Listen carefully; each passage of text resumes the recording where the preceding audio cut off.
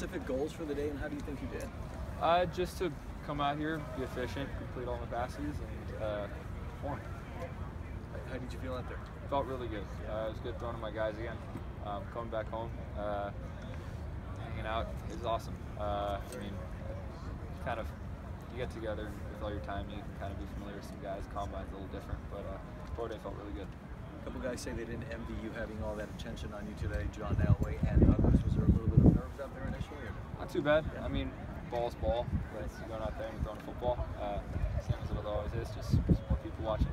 So it is what it is. Josh, do you wake up and check the wind? No. If you throw a tight spiral, it doesn't matter.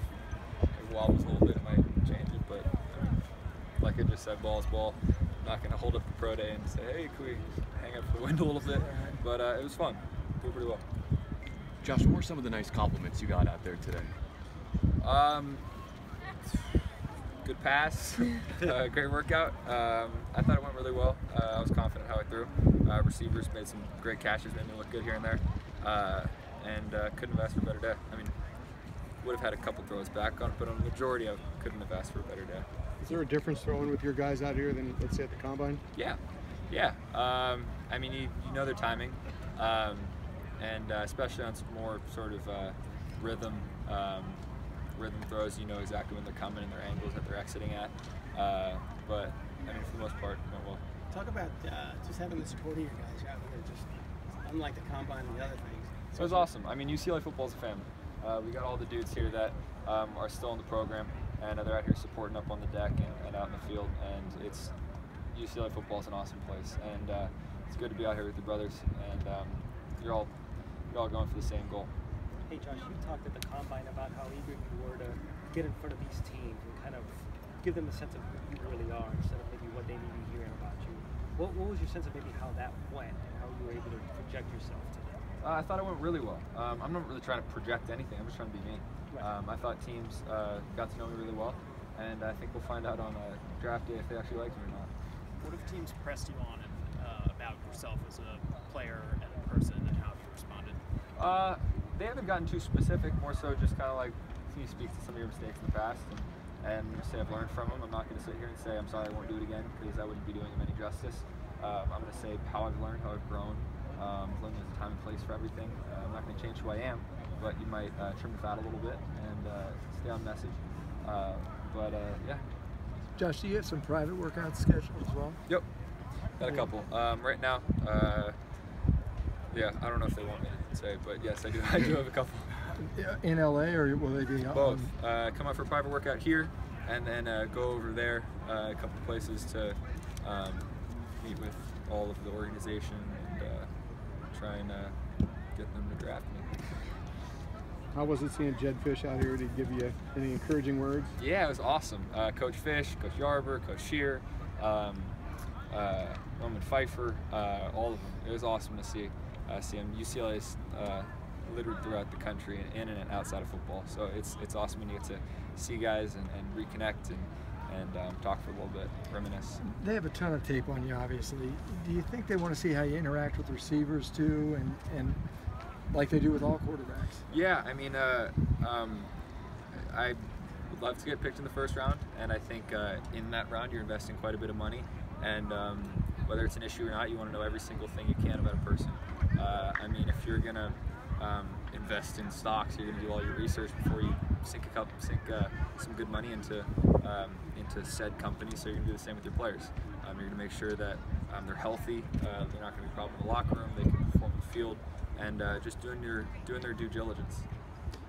Are there any things in your background as a tennis player that help you here? Just the repetitive nature of that, hitting to spots, sort of what you learned early in your. So the thing about tennis, I think that helped me a lot was because of how many points you lose. If you beat someone straight 6-0, 6-0, you're going to lose quite a couple of points. I mean, every game might be 40-15, 40-30, whatever. So you have to learn how to move on from lost points, because it's going to happen. Bad plays are going to happen. You need to learn how to keep pushing on and keep moving. So short memory, shot to shot, right? Just point to point. Yeah, absolutely. Josh, what can you bring to an NFL team that no other quarterback in this draft class can? I think I can put the ball where it needs to be when it needs to be there, better than anyone else. Have you talked to Coach Mora recently? Yeah, he's been very supportive. He's been helping me out. I hope he's recovering from an injury. Wishing him all the best in recovery, but he's been incredibly supportive and helpful through the process. How do you think you fit among the other QBs in your draft class? I think I put the ball where it needs to be,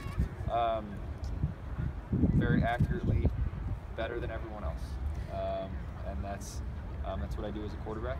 I think they're all incredible players, but I'm confident in my abilities. Do you sense there any concerns about the shoulder or concussions? No, I mean, you always have to be worrisome if you have any injury, but I mean, I played for 3 years of high school and my freshman year of college without anything. Didn't miss a single game. Just fell on a little bit weird my sophomore year. Never been an injury-prone guy or anything like that. It's just an unfortunate event. Same thing in one more of a junior year. You take thousands of snaps, something's bound to happen. But it's not how you get knocked down, it's how you get back up.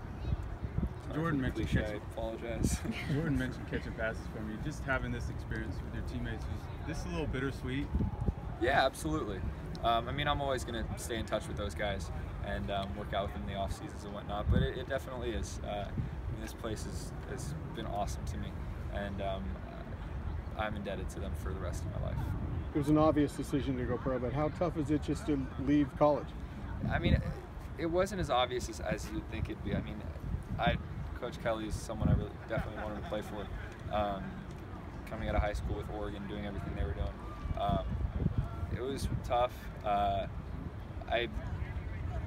UCLA's been awesome. Haven't had as much. Like I said, they've done so much for me, and I'm forever indebted to them. But I wanted to return the favor in a couple more wins. It was tough to say goodbye, but I think my teammates wouldn't have let me come back and pass up an opportunity to basically chase a childhood dream. Josh, was there anything specific you wanted to focus on in the script today? Not really. I just wanted to complete every ball, put it where it needs to be. There are always going to be some mistakes here and there. Never be perfect. You can just try and get closer and closer to perfect. Josh, I know you still got some more left in this process, but any specific NFL coaches, GMs that you feel like you've really clicked with? Some guys that you've really enjoyed spending time with? Yeah. None you can name, I imagine? I don't. They haven't explicitly told me no, but I'm going to be careful on this one. How many balls did you throw? There's a time and place. How many balls did you throw out there? Is it?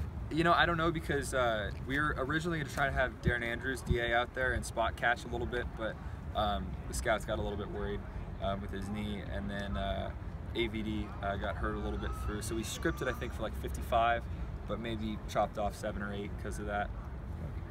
Were you thinking of throwing in those flip-flops? Live and die in these things. I don't know if they, some of these cold weather teams would warrant rainbows, but yeah. Did it feel more natural to throw outside versus indoors in Indy?